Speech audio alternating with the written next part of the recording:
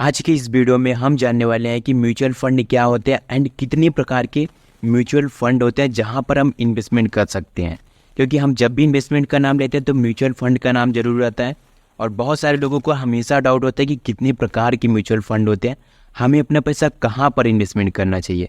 सब कुछ आज की इस वीडियो में हम डिटेल में जानने वाले हैं। सो इस वीडियो को पूरा लास्ट तक देखो, बिल्कुल भी मिस मत करना and I can promise you कि आप इस वीडियो में समझ जाओगे कि म्यूचुअल फंड क्या होते हैं, सबसे अच्छे म्यूचुअल फंड कौन से होते हैं। So let's start the video. जब भी म्यूचुअल फंड की बात करते हैं तो हमारे पास एक पहले से नाम आता है, वो आता है स्टॉक मार्केट। जब भी हम किसी कंपनी का स्टॉक बाई करते हैं तो वहाँ पर बहुत ज़्यादा रिस्की होता है। मार्केट कभी अप होता रहता है, कभी डाउन होता रहता है और हमें समझ में नहीं आता ये मार्केट किस प्रकार से चलता है। इसीलिए ये स्टॉक मार्केट बहुत ज़्यादा रिस्की होता है और स्टॉक मार्केट के अंदर 500 से भी ज़्यादा कंपनीज़ हैं।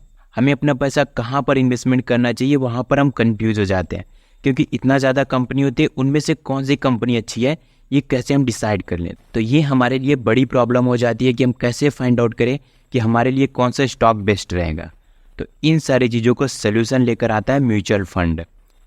म्यूचुअल फंड ये कहता है कि हमारे पास कुछ फंड मैनेजर बैठे हुए हैं जो कि आपके पैसे वो मैनेज करेंगे इन्वेस्टमेंट करने के लिए एंड यहाँ पर आपको रिस्क नहीं होता है एंड वो लोग एक्सपर्ट होते हैं, वो आपके पैसों को अच्छे तरीके से मैनेज करते हैं। कितना पैसा कहाँ पर इन्वेस्टमेंट करना वो सारी उनकी रिस्पॉन्सिबिलिटी होती है। वो डिसीजन लेते हैं कि आपका पैसा कहाँ पर इन्वेस्टमेंट करना है और आपको मार्केट में हमेशा 15% के ऊपर रिटर्न मिलता है। तो ये होता है म्यूचुअल फंड, जहाँ पर आपका पैसा कोई और एक्सपर्ट मैनेज करता है। सो म्यूचुअल फंड के अंदर 3 प्रकार के फंड आ जाते हैं। पहला आ जाता है equity mutual fund, second number पर आ जाता है depth mutual fund and third number पर आ जाता है हाइब्रिड म्यूचुअल फंड। सो सबसे पहले हम बात कर लेते हैं equity mutual fund. Equity mutual fund के अंदर ऐसे फंड आ जाते हैं जिनका ग्रोथ हाई होता है एंड साथ ही साथ इसका मार्केट भी अप डाउन होता रहता है। Equity mutual fund high risk आपको हाई रिटर्न देता है, क्योंकि रिस्क ज़्यादा है तो रिटर्न भी ज़्यादा होगा। एंड उसी के साइड में depth mutual fund. Depth mutual fund में क्या होता है कि यहाँ पर आपका जो फंड है वो गवर्नमेंट के बॉन्ड में इन्वेस्टमेंट होता है, आपके पैसों की सिक्योरिटी होती है, फिक्स रिटर्न आपको मिलता है यहाँ पर, और साथ ही साथ लो रिस्क और लो रिटर्न होता है, क्योंकि रिस्क कम है तो रिटर्न भी कम होगा। एंड थर्ड नंबर पर आ जाता है hybrid mutual fund. Hybrid mutual fund के अंदर आपको इक्विटी प्लस डेप्थ दोनों को मिला करके हाइब्रिड म्यूचुअल फंड बनते हैं। तो कुछ पैसा इक्विटी से लिया जाता है और कुछ पैसा डेप्थ से लिया जाता है एंड दोनों को मिला करके हाइब्रिड म्यूचुअल फंड बनाया जाता है। सो यहाँ तक ये पार्ट क्लियर था। अब हम पॉइंट नंबर 1 की बात कर लेते हैं कि इक्विटी म्यूचुअल फंड के अंदर क्या चीज़ें आ जाती हैं, क्योंकि ये थोड़ा सा लंबा प्रोसेस है। डेप्थ म्यूचुअल फंड में क्या होता है, आपको फिक्स रिटर्न मिल जाता है, वहाँ पर आप इन्वेस्टमेंट कर सकते हो। एंड हाइब्रिड म्यूचुअल फंड में आप दोनों पार्ट्स को मिला करके इन्वेस्टमेंट कर सकते हो। तो अभी हम समझ लेते हैं इक्विटी म्यूचुअल फंड के अंदर कौन कौन से म्यूचुअल फंड आ जाते हैं। यहाँ पर पॉइंट नंबर 1 आ जाता है index mutual fund. Index mutual fund के अंदर निफ्टी 50 सेंसेक्स आ जाते हैं। निफ्टी 50 में आपकी इंडिया की 50 कंपनीज आ जाती हैं जो कि बहुत ही सेफ एंड सिक्योर रहती हैं। आपके पैसे यहाँ पर लग जाते हैं, यहाँ पर रिस्क भी रहता है एंड रिटर्न आपको ज़्यादा रहता है लॉन्ग टाइम में। एंड सेकेंड नंबर पर लार्ज कैप फंड। यहाँ पर आपके पैसे 100 कंपनीज में लगते हैं। यहाँ पर जब भी आप इन्वेस्टमेंट करते हो तो आपके जो पैसे होते हैं वो टॉप 100 कंपनीज में रहते हैं एंड ये 100 कंपनीज इस्टेब्लिश होती हैं। यहाँ पर इन्वेस्टमेंट में टाइम लगता है लेकिन रिटर्न भी अच्छा मिलता है। एंड थर्ड नंबर पर मिड कैप फंड आ जाती है।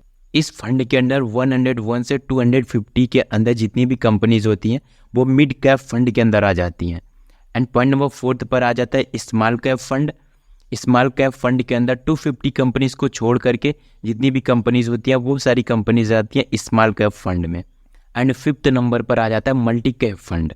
ऐसे फंड जिसमें आपका पैसा लगता है स्मॉल कैप फंड में भी, मिड कैप फंड में भी, लार्ज कैप फंड में भी। लेकिन इस फंड के अंदर एक रूल होता है कि आपका जो पैसा है वो 25% बराबर बराबर भागों में तीनों कंपनीज में लगता है, इसलिए ये फंड थोड़ा सा डिफिकल्ट हो जाता है।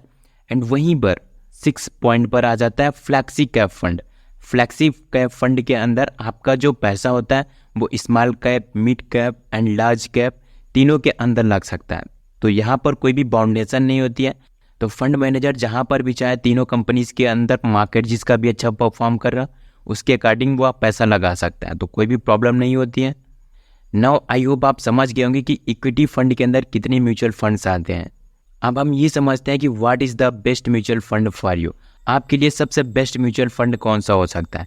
देखिए ये बहुत सारे फैक्टर्स पर डिपेंड करता है कि आप कितना रिस्क ले सकते हैं एंड सेकेंड थिंग कि आप कितने टाइम के लिए इन्वेस्टमेंट करना चाहते हैं। इन दोनों फैक्टर के ऊपर डिपेंड करता है कि आपके लिए सबसे बेस्ट म्यूचुअल फंड कौन सा हो सकता है। देखो आपको यहाँ पर तभी इन्वेस्टमेंट करना चाहिए जब आपके पास टाइम हो एटलीस्ट 3 to 5 ईयर्स का, उतना तो कम से कम होना चाहिए। बिकॉज उससे कम टाइम में अगर आप इन्वेस्टमेंट करते हो तो वो ज़्यादा रिस्की हो सकता है, क्योंकि 2 से 3 सालों में स्टॉक मार्केट में प्रिडिक्ट करना कि कौन सी कंपनी अच्छी है, कौन सी कंपनी अच्छा परफॉर्म करेंगे, वो इस चीज़ को सेलेक्ट करना इम्पॉसिबल है, उतना ज़्यादा पॉसिबल नहीं है। लेकिन अगर आप 3 से 5 सालों के बीच में इन्वेस्टमेंट करते हो तो वो प्रिडिक्ट किया जा सकता है कि हाँ ये कंपनी अच्छा परफॉर्म करती हैं।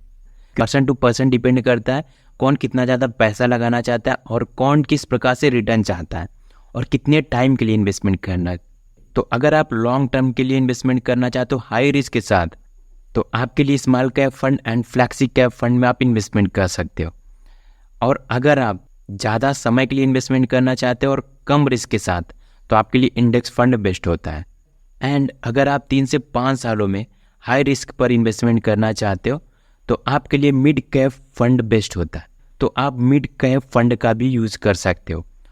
नाउ अगर आप शॉर्ट टाइम के लिए 1 से 3 सालों के अंदर इन्वेस्टमेंट करना चाहते हो और आप चाहते हो कि हमको अच्छा खासा रिटर्न मिल जाए 2-3 सालों के अंदर, तो ऐसा पॉसिबल नहीं होता है।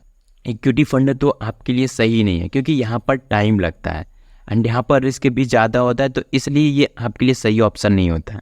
एंड इन सारी चीज़ों को समझने के बाद जब भी आप इन्वेस्टमेंट करते हो तो आपको बहुत ज़्यादा ज़रूरी है कि एक्सपेंस रेशियो का ध्यान रखो। एक्सपेंस रेशियो जितना ज़्यादा कम होगा उतना ज़्यादा आपके लिए बेस्ट होगा। एक्सपेंस रेशियो क्या होता है, हम स्टार्टिंग में तो ध्यान नहीं देते हैं एक्सपेंस रेशियो पर, लेकिन हम जब पैसे निकालने की बारी आती है तो पैसा ज़्यादा कट जाता है, तो वो होता है एक्सपेंस रेशियो। तो आपको क्या करना है, इन्वेस्टमेंट करने से पहले ही आपको एक्सपेंस रेशियो को एक्सप्लोर कर लेना है। ओके, तो जितनी भी चीज़ें हमने आपको बताया तो उन सारी चीज़ों को अब हम लाइव दिखाते हैं ग्रो ऐप के ऊपर। तो ग्रो ऐप का लिंक वीडियो के नीचे डिस्क्रिप्शन बॉक्स में मिल जाएगा। अगर आपने अभी तक ओपन नहीं किया डीमैट अकाउंट तो ओपन करो, जाओ और इन्वेस्टमेंट करना शुरू करो, अपनी KYC कंप्लीट करो। तो अभी इस वीडियो में हमने आपको बताया था कि हाई रिटर्न कौन से होते हैं, SIP आप कहाँ पर कर सकते हो, लार्ज कैप फंड कौन से होते हैं, मिड कैप फंड कौन से होते हैं, स्मॉल कैप फंड कौन से होते हैं। तो इन सारी चीज़ों के बारे में अभी हमने आपको डिटेल में बताया। ओके, तो अभी हम चलते हैं स्मॉल कैप फंड के अंदर। अभी करंट में हम चलते हैं SBI small cap fund direct growth. आप इसका स्क्रीनशॉट ले सकते हो अगर आपको ज़रूरत है। तो इस फंड का नाम है SBI small cap fund direct growth. तो ओवरऑल SBI का जो फंड है वो 25% का रिटर्न दिया हुआ। तो मार्केट अप डाउन होती रहती है। अगर ये 5 सालों में देखा जाए तो फिर 20% का रिटर्न दिया है, 3 सालों में देखा जाए तो 37% का रिटर्न दिया है। तो इस प्रकार से मार्केट अप डाउन हमेशा होती रहती है, लेकिन अगर आप लॉन्ग टाइम के लिए इन्वेस्टमेंट करते हो मार्केट पूरा कवर हो जाता है। तो NAV आप देख सकते हो 138 है। तो 500 रुपये से इसका SIP आप स्टार्ट कर सकते हो, 500 रुपया पर मंथ।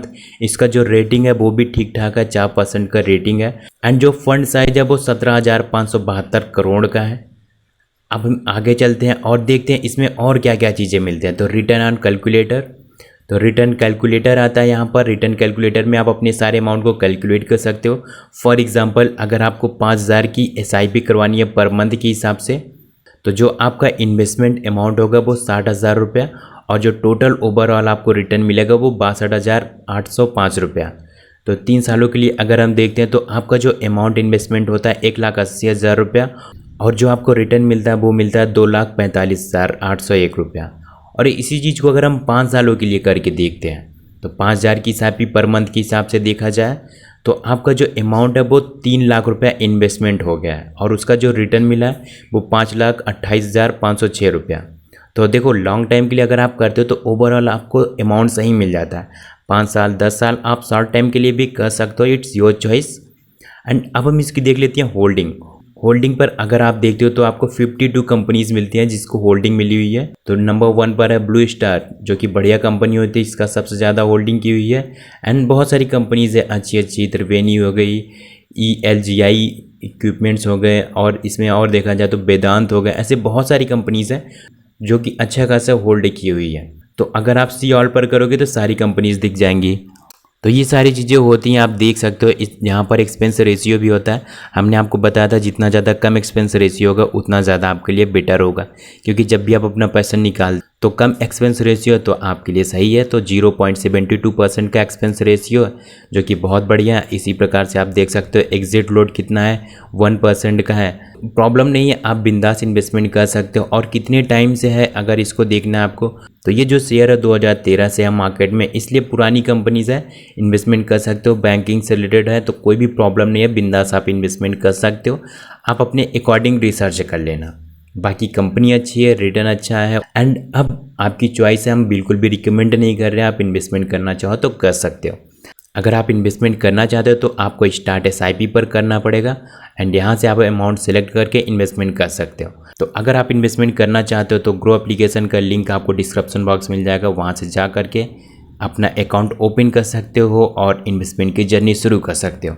सो ये थी ओवरऑल आज की म्यूचुअल फंड की वीडियो। आई होप दोस्तों आपको ये वीडियो जरूर पसंद आई होगी, क्योंकि आप इस वीडियो में जरूर कुछ ना कुछ नया सीखे होंगे। अगर आपने इस वीडियो में कुछ सीखा तो वीडियो को एक लाइक कर देना, एंड इस चैनल पर अगर आप नए हो तो इस चैनल को प्लीज सब्सक्राइब कर देना, ताकि आने वाली इंपॉर्टेंट वीडियो की नोटिफिकेशन आपको मिलती रहे। सो सब्सक्राइब नाउ, मिलते हैं किसी अगले वीडियो में, तब तक के लिए thanks for watching this video.